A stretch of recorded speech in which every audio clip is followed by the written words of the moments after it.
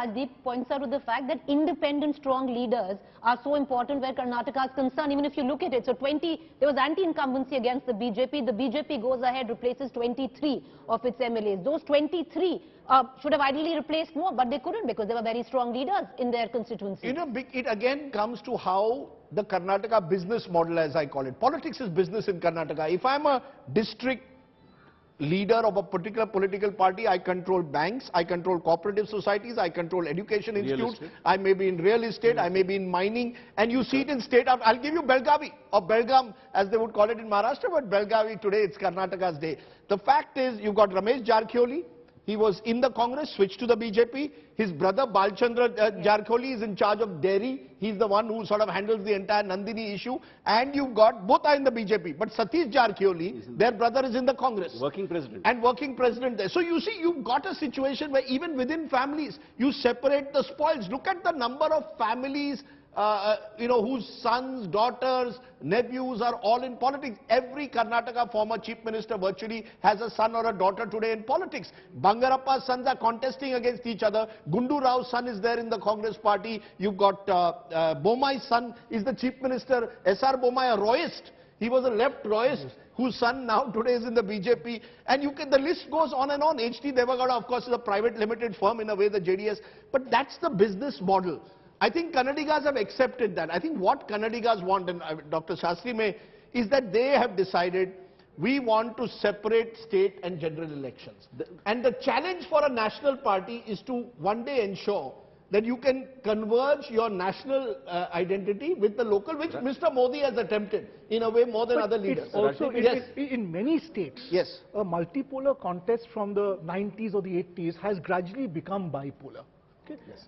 In the BJP, Congress, whichever party, yes, regional party, Karnataka has remained a holdout. It has remained triangular with strong local leaders. Right. I've got two guests waiting on OB, and that can be tough for them. R.K. Upadhyaya is one of the senior most journalists in Karnataka, and Harish Bijud, brand custodian for different brands, brand Bangalore, Harish also. But you, R.K. Upadhyaya, you've been among those standing out because you've been saying, don't rule out the BJP in this election. The BJP is very much in the race. Why are you so confident that the BJP could beat the Congress in this election?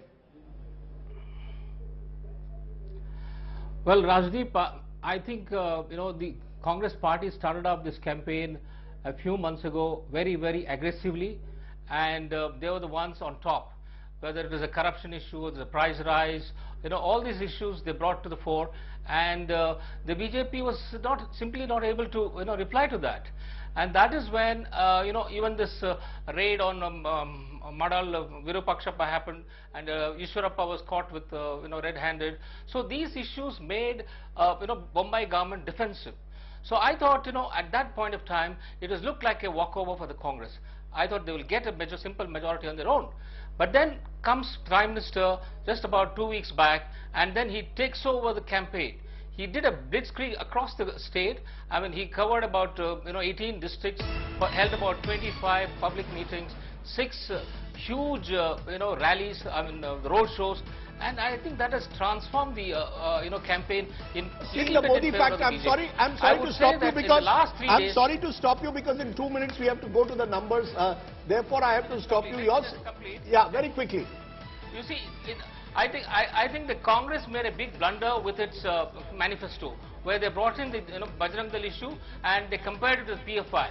That is where the turnaround happened, and even the Congress leaders had to really go on the apology. And the Congress president himself started saying Bajrang Dal ki jai in his campaign. Okay.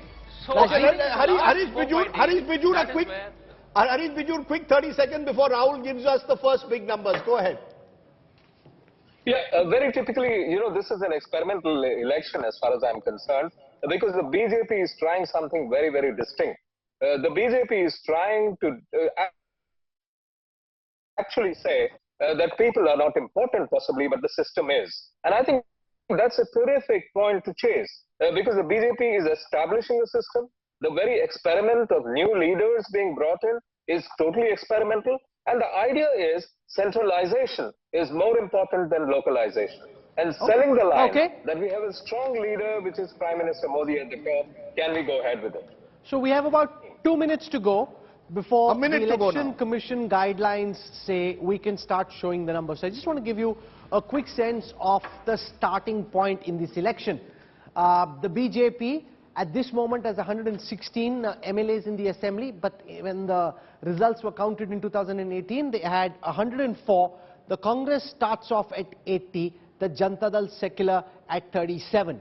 When compared in terms of votes, remember the Congress actually had more votes than the BJP, about 38% of the votes for the Congress, 36 for the Bharatiya Janata Party, 18 for the Janata Dal Secular. This is important just so that you know what the starting point is.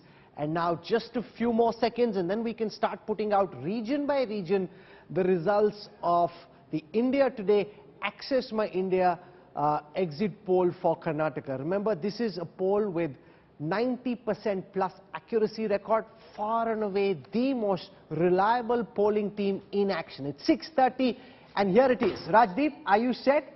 We start. You start, you kick off with coastal Karnataka. We'll start with coastal Karnataka, and what I'll do is I'll show you where coastal Karnataka stands in the last election, okay? So 16 seats for the BJP, 3 for the Congress.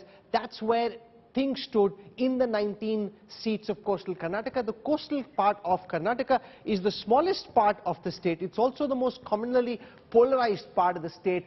Coming up, the first set of numbers from the India Today Access My India exit poll, which show that the Bharatiya Janata Party could end up with 50% of the vote share, the Congress at 40% of the vote share, 10% gap between the Congress and the Bharatiya Janata Party in coastal Karnataka, translating into a 16 versus 3 advantage for the BJP in this particular region of the state. Now that's very, very significant because that shows in coastal Karnataka, as was the case, Rajdeep, in the last elections, the BJP has gone all guns blazing and decimated the Congress. In fact, if you see the rise of the BJP begins here.